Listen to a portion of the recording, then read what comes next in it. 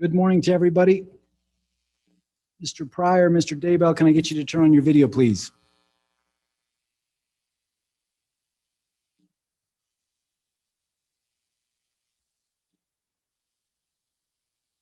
We'll go on the record here in Fremont County. Good morning to everybody. It is May 26, 2021.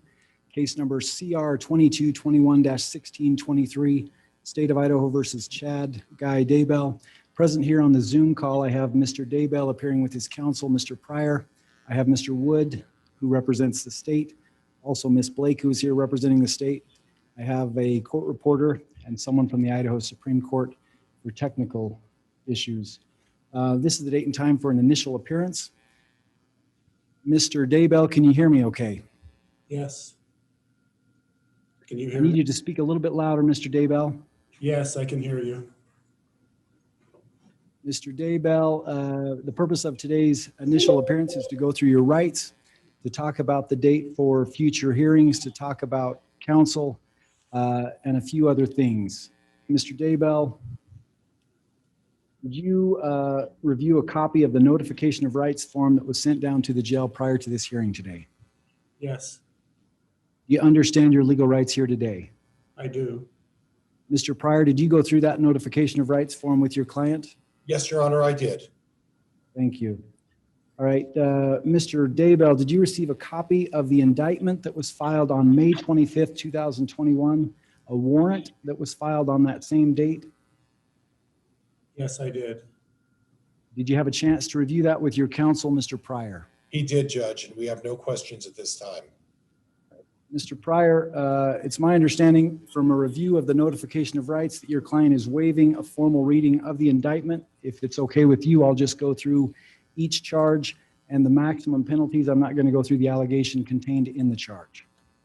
That's appropriate, Your Honor. Ms. Blake or Mr. Wood, any objection to that? No, Your Honor, I think that's appropriate. No objection. Right. Mr. Daybell, the indictment, like I said, is case number CR 2221-1623. It was filed on May 25th, 2021. In the indictment, there are 9 counts. I'm going to go through the counts that are relevant to your case. The first count is conspiracy to commit first-degree murder, as well as grand theft by deception. That count is punishable to the same extent as the underlying crime on the conspiracy. On the first part of that count, murder in the first degree, it's punishable by death or life imprisonment. If the death penalty is not sought, the court shall impose a life sentence, including mandatory minimum period of incarceration of 10 years. It carries up to a $50,000 fine or both. It also carries with it up to a $5,000 fine and restitution. With regards to the second part of count 1, conspiracy to commit grand theft by deception, that portion of the charge carries up to 14 years in prison, up to a $5,000 fine or both. Count 1 is an allegation of, like I said, conspiracy to commit first-degree murder and grand theft. The murder relates to the victim and the death of TR, a minor. Count 2 is a charge of first-degree murder. It carries with it a maximum penalty punishable by death or life imprisonment. If the death penalty is not sought, the court shall impose life sentence, including mandatory minimum period of incarceration of 10 years. It carries up to a $50,000 fine and up to a $5,000 fine and restitution. It relates to the death of the minor child, TR. Count 3 is a charge of conspiracy to commit first-degree murder and grand theft by deception. That charge carries with it the same maximum penalty as count 1. In other words, it's punishable by death or life imprisonment. If the death penalty is not sought, the court shall impose a life sentence, including mandatory minimum period of incarceration of 10 years, a $50,000 fine and or up to a $5,000 fine and restitution. The second portion of that charge is conspiracy to commit grand theft by deception. That portion of the charge carries up to 14 years in the state penitentiary, up to a $5,000 fine or both. That count relates to the death of the minor child, JV. Count 4 is a charge of first-degree murder.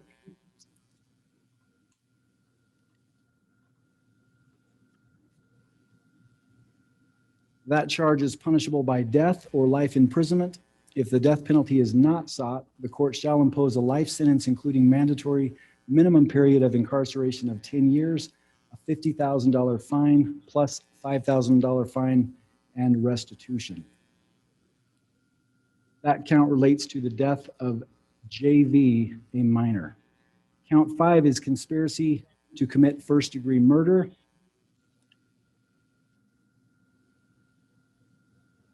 That charge carries with it the potential penalty of death or life imprisonment.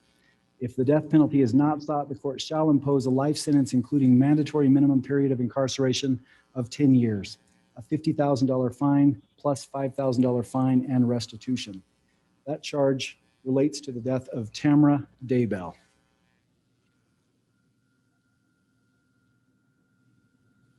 Count 6 is a charge of first-degree murder. That charge carries with it punishment by death or life imprisonment. If the death penalty is not sought, the court shall impose a life sentence, including mandatory minimum period of incarceration of 10 years. Carries up to a $50,000 fine and a $5,000 fine and restitution. The next count related to your case is count 8. It's an allegation of insurance fraud. Insurance fraud, as it is charged, carries up to 15 years in the state penitentiary, a fine of up to $15,000 plus restitution.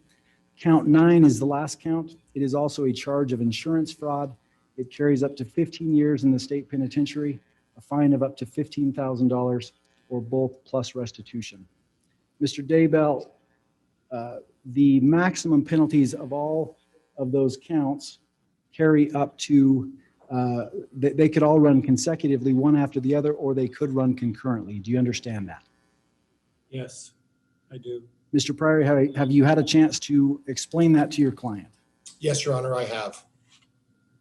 We'll proceed then. Very well.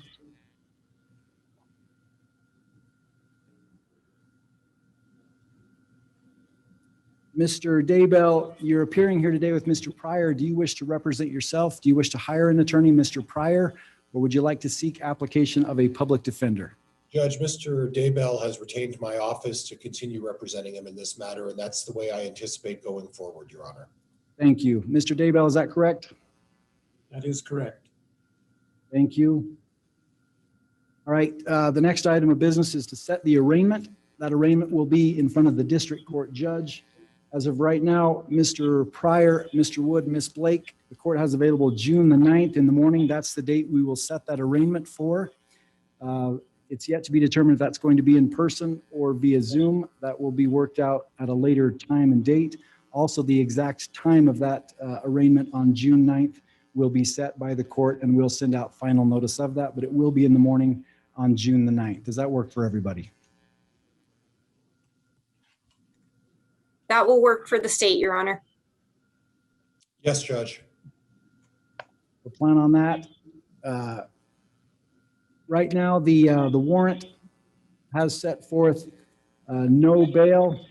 Mr. Pryor, does that need to be addressed here today? No, Judge.